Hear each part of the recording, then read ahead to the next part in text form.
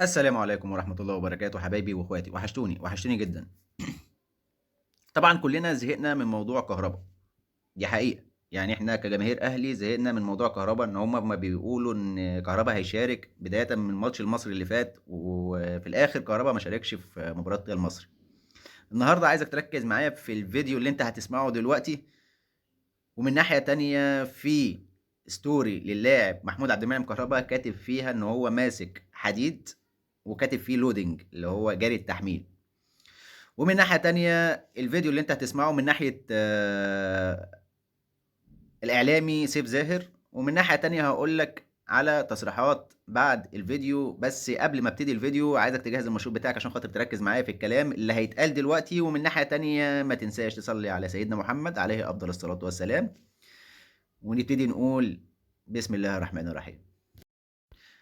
طلع الاعلامي سيف زاهر وقال كلام هتسمعوه دلوقتي، ومش حابب ان انا هتكلم فيه، بس طلع اتكلم على موضوع كهربا، وان هو بصراحة وهو بيتكلم كان مكسوف وهو بيتكلم بسبب اللي حصل. ان هو قال ان كهربا ممكن بنسبة 99% هيشارك في مباراة ريال المصري، وفي الاخر ما لعبش في مباراة ريال المصري. وطلع انتقادات كتير من الاعلام المنافس قعد يتكلم ان كهربا كان حلو في مباراة ريال المصري، وكان تريقة يعني.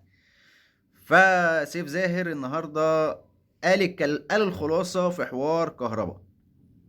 تيجي نسمع الفيديو. يلا نسمع الفيديو. واحد يسألني يقول لي يا عم الانفرادات فين كهربا؟ قلت لنا كهربا هيتفك يوم 11، كهربا هيلعب يوم 12، كهربا بعد 12 من حق الاهلي لاعبه، كهربا الزمالك هيشتكيه، كهربا هيتوقع عليه عقوبة تانية. فين بقى كهربا؟ فين بقى كهربا؟ كهربا فين؟ طب ايه، انا عايز اسال سؤال، ايه اللي انا قلته غلط؟ على فكره انا بشتغل في الاعلام، ما بدربش الاهلي، عشان الناس بس تكون الامور هنا يعني سهله وواضحه للناس. انا بنقل لحضراتكم معلومات بنجيبها كل يوم فقط لا غير. قلت لحضراتكم كهربا العقوبه هتنتهي يوم 11، انتهت. كهربا يقدر يلعب في الاهلي تاني، ايوه يقدر يلعب في الاهلي لحد يوم 2 فبراير، لحد لجنه الانضباط ما تعقد اجتماع. اخر مهله ليه الاتحاد الدولي مديله مهله 6 ايام يدفع الفلوس، ما دفعش الفلوس. هنا تعالى للتوقعات. كل اللي بقوله لكم ده حاجات على الارض حقيقيه. يقدر يلعب كهربا، يقدر يلعب كهربا. طب الاهلي ما بيلعبوش ليه؟ مش بتاعتي حضرتك، دي بتاعت كولر. هنا بقى اخش في الكواليس واقول لك وادور على معلومه واقول لك ان كولر مش عايز يهد قوام الفريق غير ما يتاكد ان كهربا ده معاه لمده سنه، مش عايز يلعبه ماتش وبعد كده يتوقف. دي مواضيع اجتهاديه، دي مواضيع اجتهاديه.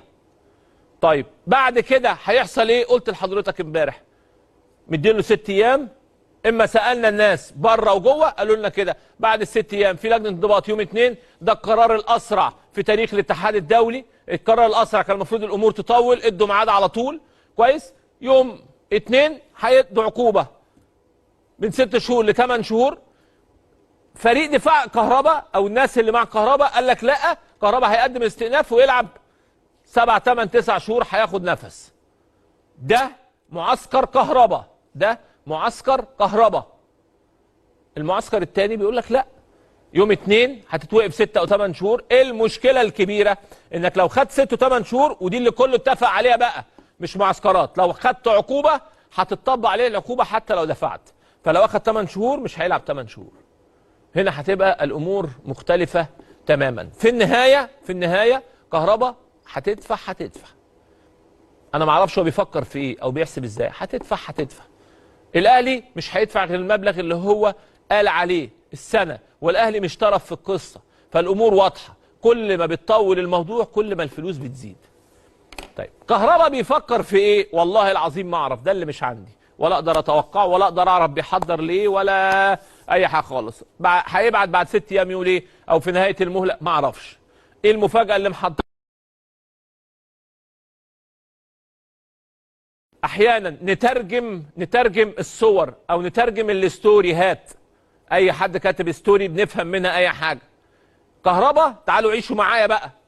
عمل ستوري النهارده، لودنج. ايه؟ بحمل لودنج يعني بحمل، دي انا اللي انا اتعلمته او اللي انا فهمته. فانا بحمل يعني بجهز نفسي، يعني ترجموا معايا، انا بترجم اجتهاد عشان الناس تصحى معايا، ما عنديش اي معلومه عن اي حاجه، انا بترجم لكم تحمل ايه. انا بحمل ايه؟ يعني بستعد، يعني بجهز لايه؟ بجهز عشان العب. طب العب امتى؟ طب الاهلي بعت اسم كهربا في كاس العالم للانديه في القايمه، ايه بقى اللي هيحصل؟ مش عندي بقى، خلاص انا هنا وقفت. كل اللي اقدر اقوله لكم ان كهربا بيحمل وجاهز، ده اللي كاتبه، ده اللي الصوره الستوري بتاعته بتقول كده. بعتها لايه ويقصد بيها ايه وماسك ايه في ايده ومحضر ايه؟ ما هو مش معقوله يكون بيحمل عشان هيتوقف، مش معقوله. ومش معقوله يكون مش هيدفع، ومش معقوله يكون هيدفع. ما هو كان دفع من بدري. ما انا مش فاهم حاجه، انا ما بقتش فاهم حاجه او واصل لنقطه. خلاص التوقعات، كل المسؤولين اللي بسالهم وصلنا لنقطه وقفنا ان هو القرار يوم 2 في لجنه الانضباط، هو بقى يوم 6 هيقدم ايه، هيوصلوا لايه، هيعمل ايه. ولكن اللي انا شايفه ان في النهايه بمنتهى البساطه كهربا في النهايه هتدفع، بس فقط لا غير. ادي قصه، ادي الموضوع، ادي الصوره اللي قدامنا، ادي المسج النهارده اللي كهربا بيبعتها. دايما الصور او الستوري لاي لاعب يعبر عن شيء. افهم لعيب ماشي يحط صوره الجمهور غلط فيه، تجاوز فيه، الجمهور شكره، بيشكر الجمهور، بيمدح الجمهور، كل ده كويس. لكن ايه بقى ايه؟ مش عارف، انا مش فاهم. على العموم بكره القائمه هتظهر بتاعت سموحه وهنشوف هيدفع بيه مش هيدفع بيه في علم الغيب.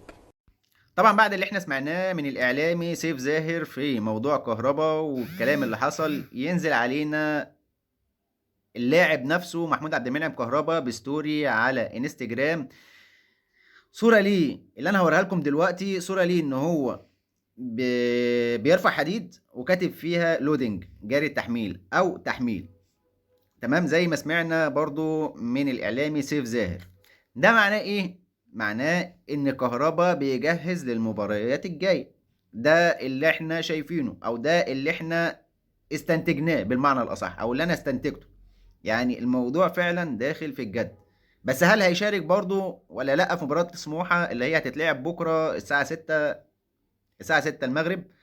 فبرضو ما احناش عارفين.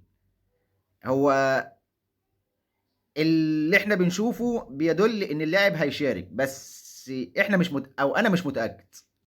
يجي بعد كده التصريح بتاع الاعلامي ابراهيم المنيسي، كاتب على فيسبوك، الاعلامي بقناة الاهلي كاتب على فيسبوك: أرسل مجلس إدارة اتحاد الكرة برئاسة جمال علام خطابا رسميا إلى النادي الأهلي بيختاروا فيه يعني بأحقية مشاركة محمود عبد المنعم كهربا صانع ألعاب الفريق في المباريات بداية من لقاء سموحة المحدد له غدا 6 مساء يوم الثلاثاء باستاد القاهرة الدولي ضمن منافسات نصف نهائي كأس مصر 2022، وذلك بعد وصول رد حاسم من الاتحاد الدولي فيفا بأحقية اللاعب في المشاركة.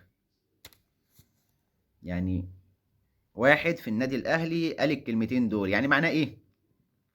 معناه إن اللاعب هيشارك غدا في مباراة سموحة، بس أنا برضو مش متأكد. يعني شوف الكلام ده كله وأنا برضو مش متأكد، فبرضو لسه هنشوف. يعني برضو أنا بتكلم بقول اللي قدامي واللي بيحصل قدامي وبوريها لكم بنفسكم علشان خاطر انتوا تكونوا فاهمين ان الكلام ده بيطلع من التصريحات اللي احنا بنشوفها على فيسبوك. بس برضو ما احناش عارفين اذا كان هيشارك ولا مش هيشارك. ويجي بقى من ناحية تانية الإعلامي محمد شبانة يطلع بتصريح يقول لك كهربا بنسبة 99.9% من قائمة الأهلي أمام سموحة، والنادي خاطب اتحاد الكورة بشأن مشاركته وتأكد من سلامته. يعني شوف برضو احنا برضو يعني انا بجد هقول لك على حاجه، او هقول لكم على حاجه، انا بتعب بسبب الكلام الكتير قوي وفي الاخر الناس كلها بتيجي تنتقدني في اللي بيحصل، وان فين الكلام اللي انت كنت بتقوله، مش فين الكلام اللي انت كنت بتقوله. لا، انا دلوقتي بجيبها لكم صوت وصورة، انك انت تسمع عشان خاطر تعرف ان الكلام ده مش طالع مني انا، بس في نفس الوقت ادينا هنتفرج وهنشوف. ومن ناحية تانية، هل اللاعب هيشارك بداية من مباراة سموحة ولا لأ؟ ده اللي احنا لسه هنعرفه في الفترة الجاية، او مش لازم الفترة الجاية، هنتفرج بكرة. ولو ما لعبش بكرة لسه هنتفرج على كاس عالم أندية ان هو هيشارك مع النادي الاهلي ولا لا. ده اخر كلامي من ناحية موضوع كهربا. طبعا دلوقتي احنا وصلنا لنهاية الفيديو. طبعا لو عجبك الفيديو ما تنساش تقول لي رأيك عن طريق الكومنتات، وتقول لي ايه رأيك في كلامي من ناحية موضوع كهربا. ودلوقتي لو انت بتتابعني من عن طريق اليوتيوب ما تنساش تعمل سبسكرايب للقناه وتفعل زر الجرس عشان يوصلك كل جديد بتاعي. ويا ريت انك انت ما تنساش تدعمني بلايك. ولو انت بتتابعني من عن طريق الفيسبوك ما تنساش تعمل فولو او متابعه وتفعل زر الجرس عشان يوصلك كل جديد بتاعي. ويا ريت انك انت ما تنساش تعمل شير للفيديو عشان خاطر الفيديو يوصل لاكبر عدد من الجماهير المصريه. ودلوقتي اقدر اقول لك سلام.